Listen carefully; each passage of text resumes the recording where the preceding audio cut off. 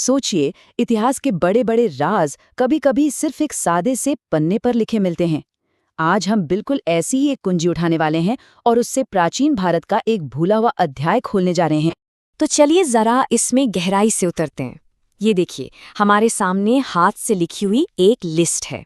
अब पहली नज़र में तो ये कुछ पुरानी किताबों के नाम लग सकते हैं ना, लेकिन ये सिर्फ एक लिस्ट नहीं है। ये तो प्राचीन भारत के ज्ञान का एक नक्शा है और आज हम इसी के सहारे आगे बढ़ने वाले हैं। तो सबसे पहले हम उन ग्रंथों की बात करेंगे जो हमें सिखाते हैं कि भाई एक साम्राज्य आखिर चलाया कैसे जाता है। ये सिर्फ किताबें नहीं हैं, बल्कि कह सकते हैं कि ये प्राचीन शासकों के लिए हाउ टू गाइड्स थीं, जो शक्ति और राजनीति के बड़े बड़े राज खोलती हैं। तो सवाल ये उठता है कि हजारों साल पहले के जो विचारक थे वो सत्ता को, पावर को देखते कैसे थे? क्या उनकी सोच आज से बहुत अलग थी? ये लिस्ट हमें सीधा मौर्य साम्राज्य के केंद्र में ले जाती है और यकीन मानिए, वहां से हमें कुछ बहुत ही दिलचस्प जवाब मिलते हैं। और यहाँ हमें दो बिल्कुल अलग अलग नजरिए मिलते हैं। देखिए, एक तरफ है चाणक्य का अर्थशास्त्र। ये सिर्फ शासन कला या कूटनीति पर नहीं है, बल्कि जासूसी और सीक्रेट ऑपरेशंस पर एक पूरी की पूरी गाइड है, समझिए, उस जमाने का जेम्स बॉन्ड मैनुअल। और फिर दूसरी तरफ है पाणिनि की अष्टाध्यायी, जो है तो एक ग्रामर की किताब, लेकिन फिर भी हमें उस दौर के पॉलिटिकल माहौल की एक गजब की झलक देती है। सोचिए जरा, एक व्याकरण की किताब से राजनीति को समझना कमाल है। लेकिन देखिए, इतिहास सिर्फ सिद्धांतों से नहीं बनता, ये तो तलवारों और जीत की स्याही से लिखा जाता है।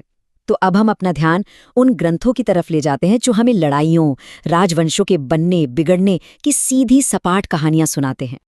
और कमाल की बात यह है कि ये लिस्ट हमें सीधा उन्हीं कहानियों के बीच ले जाती है।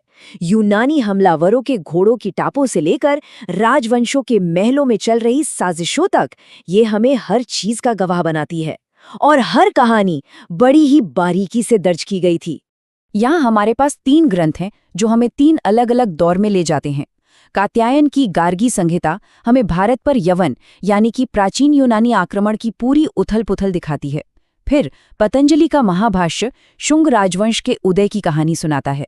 और चचनामा तो सिंध पर अरबों की जीत का एक तरह से आंखों देखा हाल बयान करता है। सोचिए, 3 किताबें और इतिहास के 3 बिल्कुल अलग अलग मोड़। और इसी सिलसिले में एक और जबरदस्त मिसाल है कल्हण की राजतरंगिणी।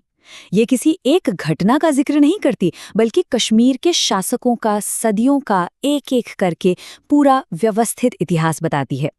पता है, इसे अक्सर भारत का पहला सच्चा ऐतिहासिक ग्रंथ माना जाता है, क्योंकि ये मिथकों से ज्यादा तथ्यों पर आधारित था। अच्छा, अब जरा राजनीति और युद्ध के मैदान से हटकर इस लिस्ट के सबसे गहरे पहलू की तरफ चलते हैं, आस्था। ये हमें सीधे भारत की आत्मा तक ले जाता है, जहां धर्म और दर्शन की पहली ईंटें रखी गई थीं। तो जाहिर है, उस दौर के लोग सिर्फ शासन और लड़ाइयों के बारे में ही नहीं लिख रहे थे। वे जिंदगी के बड़े बड़े सवालों के जवाब भी खोज रहे थे कि हम कौन हैं, हमारा मकसद क्या है। तो चलिए अब देखते हैं कि हमारी ये लिस्ट इस आध्यात्मिक खोज के बारे में क्या बताती है। यहाँ हमें 2 बड़े धर्मों की झलक मिलती है। एक तरफ है भद्रबाहु का कल्पसूत्र, जो हमें जैन धर्म के शुरुआती दिनों का इतिहास बताता है, और दूसरी तरफ है कथावत्थु, जो बुद्ध के पिछले जन्मों की बड़ी दिलचस्प कहानियों के जरिए हमें बौद्ध धर्म का दर्शन समझाता है। तो सोचिए जरा, हमने एक छोटी सी लिस्ट से शुरुआत की थी और देखिए हम कहाँ आ गए हैं। ये सिर्फ कुछ किताबों के नाम नहीं थे, ये तो अपने आप में एक पूरी खोई हुई लाइब्रेरी थी, जो एक पूरी की पूरी सभ्यता की कहानी कह रही है। तो इस एक पन्ने ने हमें कहाँ कहाँ की सैर करा दी, राजनीति के मैनुअल से लेकर हमलों के इतिहास तक, और फिर क्षेत्रीय साम्राज्यों के ब्यौरे से लेकर धर्म की गहरी जड़ों तक। ये तो जैसे प्राचीन भारत का एक पूरा का पूरा विश्वकोश है।